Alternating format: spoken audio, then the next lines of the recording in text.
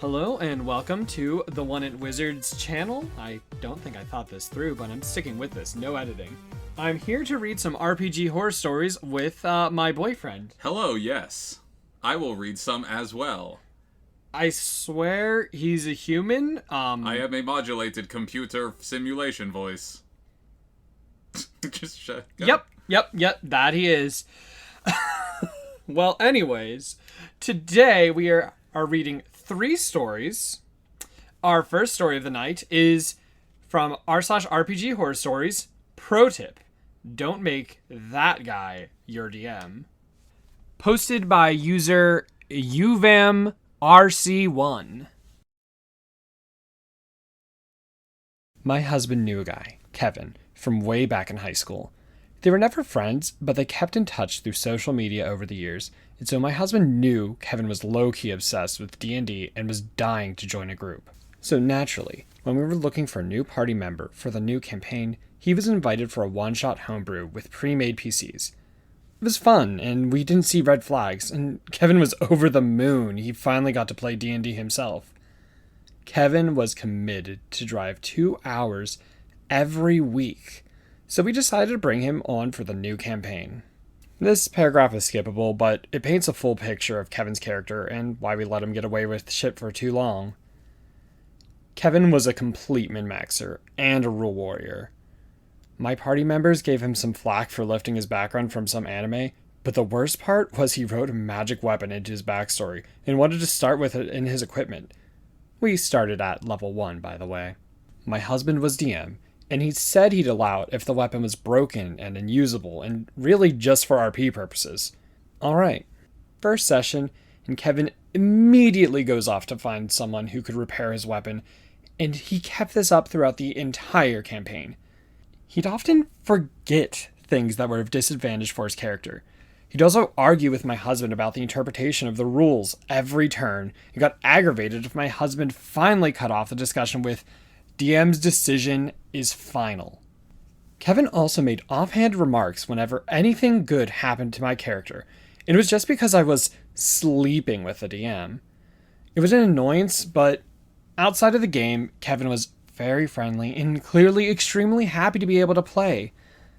So we kind of rolled with it. Then, one time over pizza break, we caught Kevin looking at the DM's notes on the puzzle dungeon we were doing. My husband pulled him to the side and wanted to kick him out of the party. Kevin got extremely upset and was on the verge of tears.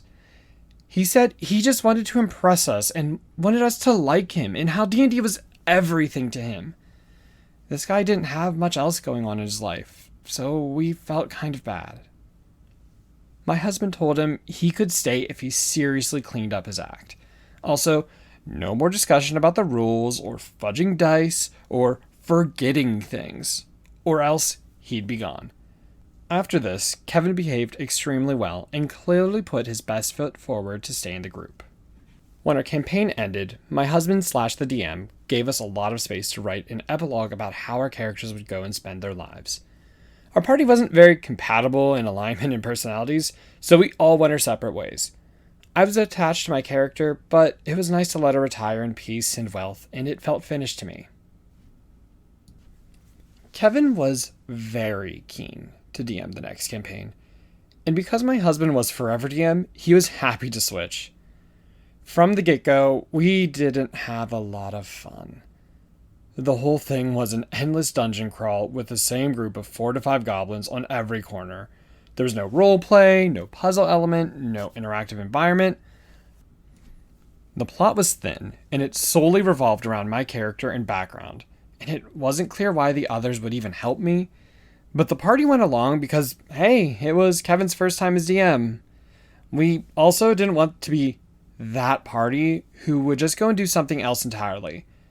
But we were just rolling for combat and counting XP non-stop for 4 sessions. And the combat wasn't even fun. Kevin kept targeting my husband, Squishy Class, every single combat, even if there were more obvious or closer targets. My husband had to make death saves pretty much every combat.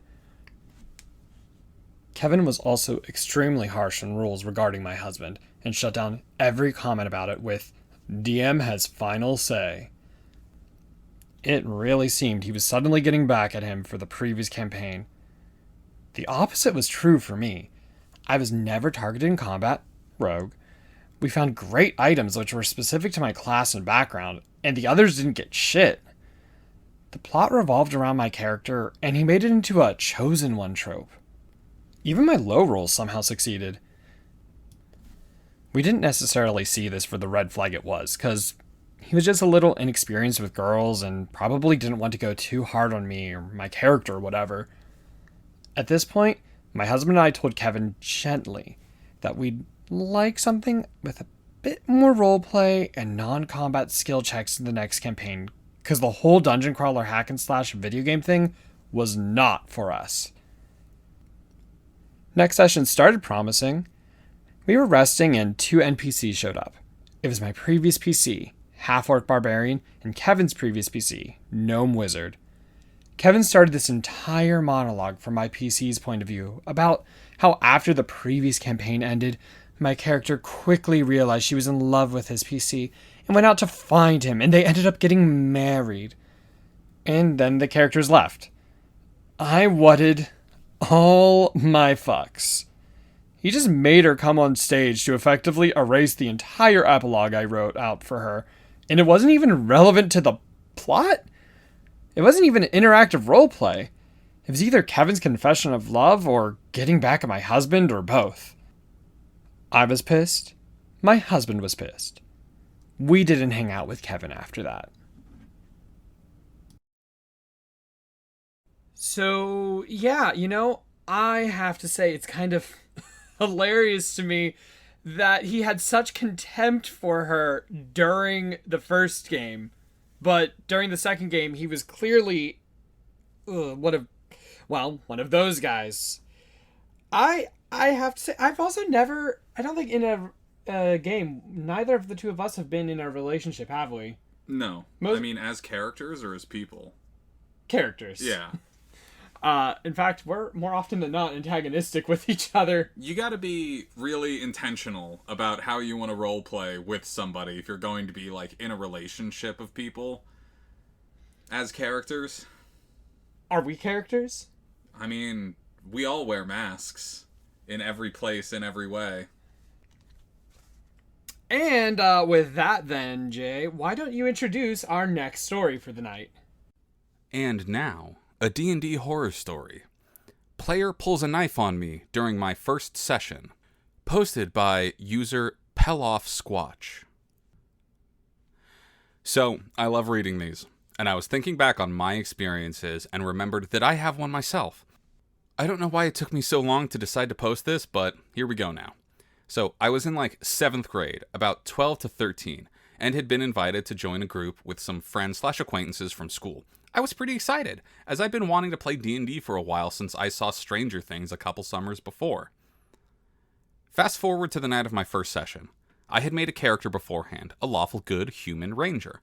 Looking back, I'm kinda embarrassed, but it was my first time. Anyway, I got there. The DM helped me do some final touches on my ranger and gave me a spell. I would like to preface this next part by saying I was pretty young and had recently watched a YouTube video on throwing cards and wanted to show off to these new people. I positioned the card and readied my hand, then flicked it. It did the cool, spinny thing, but I couldn't aim to save my life. The spell card curved directions and hit the guy sitting across from me. He was playing a chaotic something dragonborn wizard who regularly got drunk and apparently killed children accidentally via noose. Don't ask, because I don't know. He didn't like this, and decided it was reasonable to pull out his pocket knife and stick it in my face. Looking back, he was a scrawny short kid who didn't look like he knew what he was doing with a knife, and I was/am a pretty big guy. What I meant to say is that I probably could have fought him, but that madman had a knife and it was pointed at my face. I just backed up and raised my hands, moving away from the blade.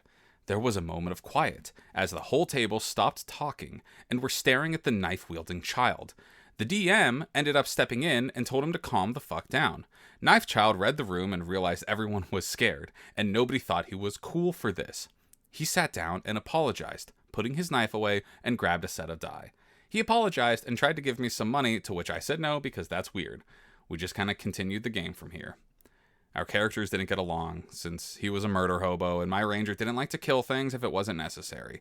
I truly don't know why I kept playing with that group, but I did. Sorry for the anticlimactic ending, but I felt it probably belonged here. All things considered, I'm pretty sure he was just trying to seem cool with his brand new knife. He lives in Florida now, on a farm where he carries a gun with him for some reason. I don't know, he's weird. Thanks for bearing with me through the story of that time I got a knife drawn me during my first ever D&D session. Edit. I didn't explain the timeline very well, I guess. I was like 10 or 11 when I watched Stranger Things, and 2 years later when I was in 7th grade. So I would have been like 12 or 13 at the time. I would have been either 13 or 12 turning 13. I don't remember when exactly in the year it happened. It's been a couple years since then, and I'm in high school now. If people want to do math in their heads, go for it. But I don't feel like outright stating my age here.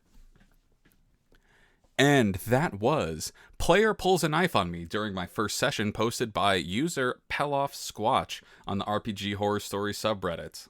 Quite a shocking situation being so young and having knives at play. But it was a kind and empathetic read by our poster to think it's just a kid trying to be cool. The same way that the poster was trying to show off with card tricks. I was also a bit of a pocket knife kid around that age, but I tried to keep it to myself. Yeah, I was never a knife kid. Just saying. Sorry. I was, however, a pocket chain person. Ooh.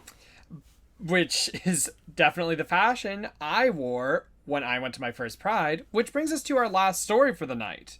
And this is actually a story that appeared on both r/RPG horror stories as well as r/RPG love stories, which there is like only 3 stories on.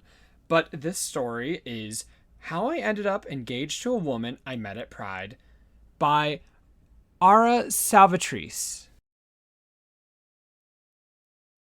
So I met this girl at Pride, and we'd spent the entire day together.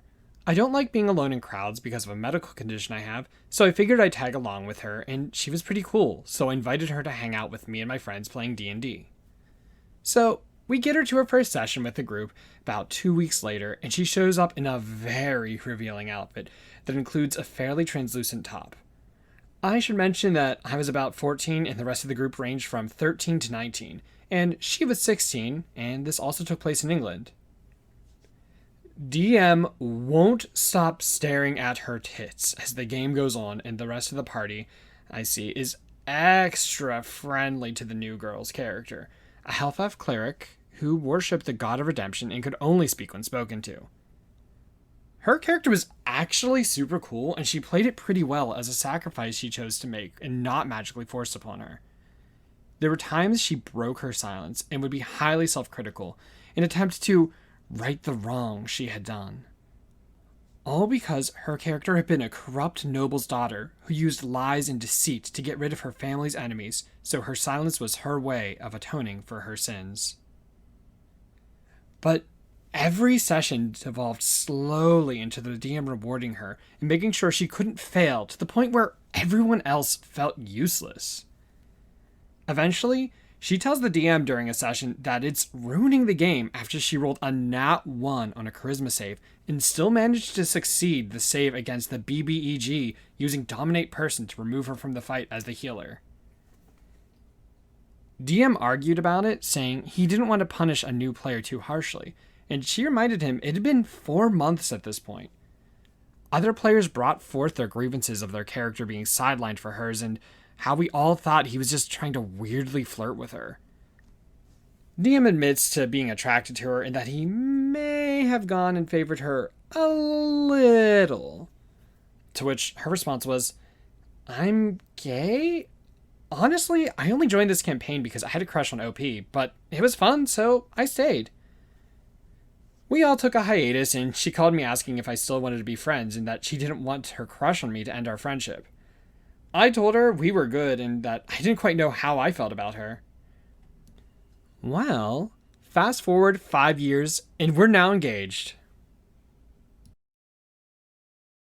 And this is where we discuss the end of the engaged to woman at Pride part. It was nice. I'm glad to have a little something, a little more tasteful.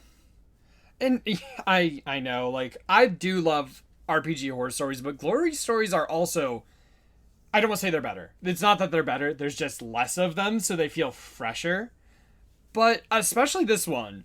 So, okay, we both have bias. We are both part of the queer community. So, meeting someone at Pride when I was a teenager would have been the dream. Oh my god, you're at Pride and you play Dungeons and Dragons? And, you know, it's not terrible. Like, and you're a girl? And you play video game?